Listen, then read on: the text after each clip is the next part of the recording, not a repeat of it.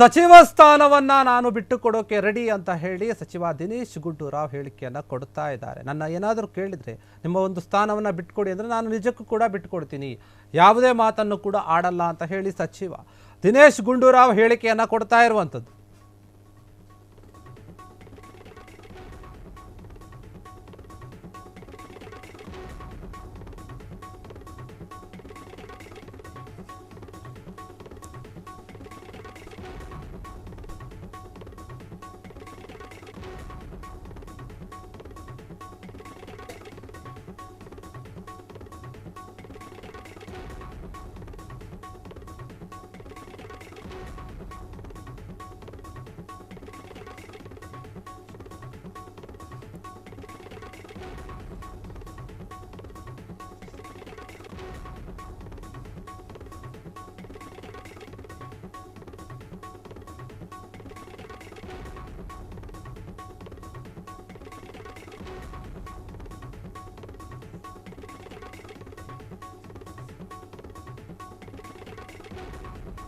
ನನ್ನ ಮಂತ್ರಿ ಸ್ಥಾನವನ್ನು ಬಿಟ್ಟುಕೊಡಿ ಅಂದರೆ ನಾನು ಬಿಟ್ಟುಕೊಡೋಕ್ಕೆ ರೆಡಿ ಇದ್ದೀನಿ ಅಂತ ಹೇಳಿ ಸಚಿವ ದಿನೇಶ್ ಗುಂಡೂರಾವ್ ಅವರು ಹೇಳ್ತಾ ಇರುವಂಥದ್ದು.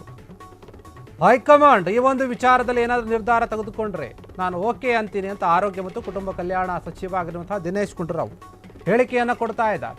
ಹೈಕಮಾಂಡ್ ಕೇಳಿದರೆ ನಾನು ಸ್ಥಾನ ಬಿಟ್ಟುಕೊಡಲು ಸಿದ್ಧನಾಗಿದ್ದೇನೆ, ಯಾವುದೇ ಒಂದು ತಕರಾರಿಲ್ಲ ನನ್ನಿಂದ.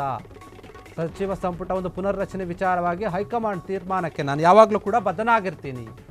ಏನು ಡಿನ್ನರ್ ಮೀಟಿಂಗ್ ಆಗಿತ್ತು, ಅಲ್ಲಿ ಸಂಪುಟ ಪುನರ್ರಚನೆ ವಿಚಾರವಾಗಿ ಚರ್ಚೆ ಆಗಿಲ್ಲ, ಯಾವುದೇ ಒಂದು ಮಾತುಕತೆ ಆಗಿಲ್ಲ. ಎಲ್ಲ ಇಲಾಖೆ ಒಂದು ಸಚಿವರಿಗೆ ನೀವು ಚೆನ್ನಾಗಿ ಕೆಲಸವನ್ನು ಮಾಡ್ಕೊಂಡು ಹೋಗಿ ಅಂತ ಹೇಳಿ ಸಿಎಂ ಸಿದ್ದರಾಮಯ್ಯ ಅವರು ಕಿವಿ ಮಾತು ಹೇಳಿದ್ದಾರೆ.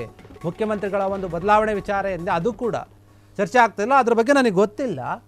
ಆದರೆ ಈಗ ಸದ್ಯಕ್ಕೆ ಇರುವಂತಹ ಒಂದು ಮುಖ್ಯಮಂತ್ರಿ ಏನಿದ್ದಾರೆ ಅವರು ತುಂಬ ಚೆನ್ನಾಗಿದ್ದಾರೆ, ಚೆನ್ನಾಗಿ ಕೆಲಸ ಮಾಡ್ತಾ ಇದ್ದಾರೆ. ಹಂಗಿರುವಾಗ ಮುಖ್ಯಮಂತ್ರಿಯನ್ನು ಬದಲು ಮಾಡಬೇಕು ಅನ್ನುವಂತಹ ವಿಚಾರ ಮತ್ತು ಚರ್ಚೆ ಇವೆರಡೂ ಕೂಡ ಸರಿಯಲ್ಲ ಅಂತ ಹೇಳಿ ದಿನೇಶ್ ಗುಂಡೂರಾವ್ ಅವರು ತಮ್ಮ ಹೇಳಿಕೆಯನ್ನು ಕೊಟ್ಟಿರುವಂಥದ್ದು. ಯಾಕಂದರೆ ಸಚಿವ ಸಂಪುಟ ಪುನರ್ರಚನೆ ಆಗುತ್ತೆ ಎನ್ನುವಂತಹ ಮಾತು ಕೇಳಿ ಬರ್ತಾ ಇರುವಂಥದ್ದು ಕಾಂಗ್ರೆಸ್ ವಲಯದಲ್ಲಿ. ಒಂದು ವೇಳೆ ಆದರೆ ಎಷ್ಟು ಜನ ಹೊರಗೆ ಹೋಗ್ತಾರೆ ಮತ್ತು ಎಷ್ಟು ಜನಕ್ಕೆ ಹೊಸ ಅವಕಾಶವನ್ನು ಕೊಡಲಾಗುತ್ತೆ ಎನ್ನುವಂತಹ ಮಾತು ಇತ್ತು.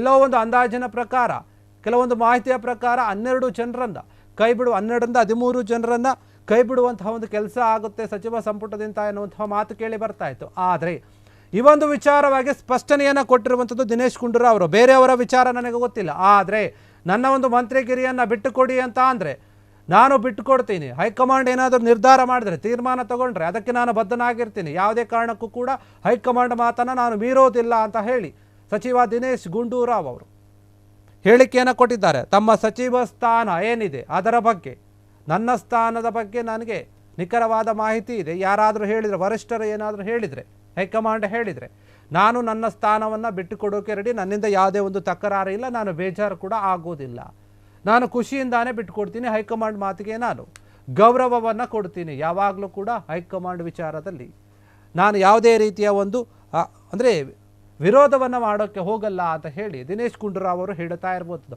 ಡಿನ್ನರ್ ಮೀಟಿಂಗ್ ಏನಾಗಿತ್ತು, ಸಿಎಂ ಸಿದ್ದರಾಮಯ್ಯ ಅವರು ಎಲ್ಲ ಒಂದು ಮಂತ್ರಿಗಳಿಗೆ ಆಹ್ವಾನವನ್ನು ಕೊಟ್ಟು ಡಿನ್ನರ್ ಮೀಟಿಂಗನ್ನು ಮಾಡಿದರು. ಆ ಒಂದು ಮೀಟಿಂಗ್ನಲ್ಲಿ ಏನಿದೆ ಇದೇ ವಿಚಾರ ಏನು ಚರ್ಚೆ ಆಗುತ್ತಾ ಅಂತ ಮಾತಿತ್ತು. ಆದರೆ ಇವರು ಹೇಳ್ತಾ ಇರುವಂಥದ್ದು ಏನಂತಂದರೆ ಇಲ್ಲ, ಯಾವುದೇ ಒಂದು ವಿಚಾರ ಚರ್ಚೆ ಆಗಿಲ್ಲ. ಪುನರ್ರಚನೆ ವಿಚಾರವಾಗಿ, ಸಂಪುಟ ಪುನರ್ರಚನೆ ಆಗುತ್ತೆ ಅನ್ನುವಂಥ ವಿಚಾರವಾಗಿ ಯಾವುದೇ ಒಂದು ಚರ್ಚೆ ಆಗಿಲ್ಲ. ಯಾರ ಬಳಿ ಕೂಡ ಏನೂ ಮಾತಾಡಿಲ್ಲ ಸಿಎಂ ಅವರು ಹೇಳಿದ್ದೊಂದೇ, ಈಗ ಯಾರ್ಯಾರಿಗೆ ಯಾವ್ಯಾವ ಒಂದು ಇಲಾಖೆಯನ್ನು ಕೊಡಲಾಗಿದೆ ಆ ಒಂದು ಇಲಾಖೆಯ ಕೆಲಸಗಳನ್ನು ನೀವು ಸರಿಯಾದ ರೀತಿಯಲ್ಲಿ ಮಾಡಿಕೊಂಡು ಹೋಗಿ, ಉತ್ತಮವಾಗಿ ಮಾಡಿ.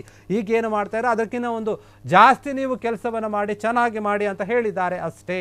ಸಿಎಂ ಬದಲಾವಣೆ ವಿಚಾರ ಕೂಡ ಏನೂ ಚರ್ಚೆ ಆಗಿಲ್ಲ. ಈಗ ಒಳ್ಳೆಯ ಮುಖ್ಯಮಂತ್ರಿ ಇದ್ದಾರೆ, ಅವ್ರು ಇರಬೇಕಾದ್ರೆ ನಮಗೆ ಇನ್ನೊಬ್ಬ ಮುಖ್ಯಮಂತ್ರಿಯ ಒಂದು ಹುಡುಕಾಟ ಯಾಕೆ ಅಂತ ಹೇಳಿ ದಿನೇಶ್ ಗುಂಡೂರಾವ್ ಹೇಳಿಕೆಯನ್ನು ಕೊಟ್ಟಿರುವಂಥದ್ದು. ಕ್ಷಣ ಕ್ಷಣದ ಸುದ್ದಿಗಳಿಗಾಗಿ ಫ್ರೀಡಂ ಟಿವಿ ಸಬ್ಸ್ಕ್ರೈಬ್ ಮಾಡಿ, ಲೈಕ್ ಮಾಡಿ ಹಾಗೂ ಫಾಲೋ ಮಾಡಿ. ಹೊಸ ಸುದ್ದಿಗಳ ನೋಟಿಫಿಕೇಶನ್ಗಾಗಿ ಬೆಲ್ ಐಕಾನ್ ಮೇಲೆ ಕ್ಲಿಕ್ ಮಾಡಿ.